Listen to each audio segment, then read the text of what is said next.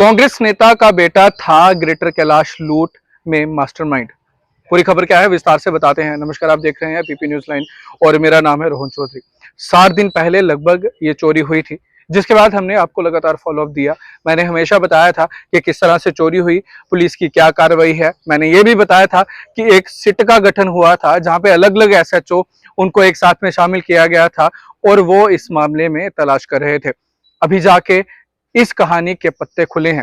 पूरे फिल्मी स्टाइल में लूट की गई थी। आप सभी ने देखा होगा कि बाइक पे सवार 2 युवक आए थे, उन्होंने पैन कोड डाला था, हेलमेट डाली थी, सीधे दुकान के अंदर इंटर करते हैं। वो जो महिला थी उसके गले पे तेजदार हथियार रख लिया जाता है और उसके बाद उस दुकान का सारा सोना लूट लिया जाता है। लगभग 2 किलो सोना था और उसी के साथ ही 20 से 25 हजार का कैश था।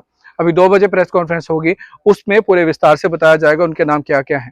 हमारे पास नाम है लेकिन अभी हम आपको नहीं बता सकते हैं। वो जो कांग्रेस नेता है उनका बेटा एक वकील था।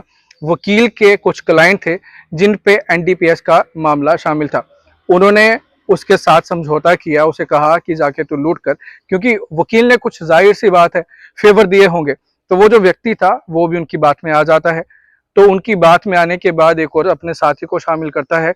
तो दोनों मिलके जो वकील के द्वारा ये प्लान बनाया गया था उसको बस एग्जीक्यूट करते हैं। अभी एक और चीज पता चली है, वो जो दुकान है जहां पे लूट हुई थी उसके पास ही एक पड़ोसी है जिनके साथ उनकी कुछ नोकझोंक चल रही थी।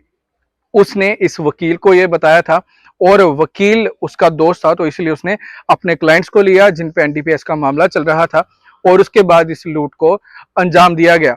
अभी और डिटेल ये पता चली है कि जो कपड़े, जो कोट वगैरह उन्होंने डाले हुए थे वो दिल्ली से मंगवाए गए थे और जैसे ही ग्रेटर कैलाश में लूट की उन कोट को जला दिया गया और इसी के साथ ही जिस बाइक पे वो आए थे उस बाइक को भी डिस्ट्रॉय कर दिया गया। अभी उनका ये प्लान था कि दिल्ली में जाएंगे और दिल्ली में जाने के बाद वो इस सोने को बेचेंगे और आपस में बांट लेंगे। लेकिन हुआ क्या, आपने सुना होगा कि पुलिस के और कानून के हाथ बड़े लंबे होते हैं और इन लंबे हाथों के जरिए ही वो उस मुजरिम तक पहुंच गए।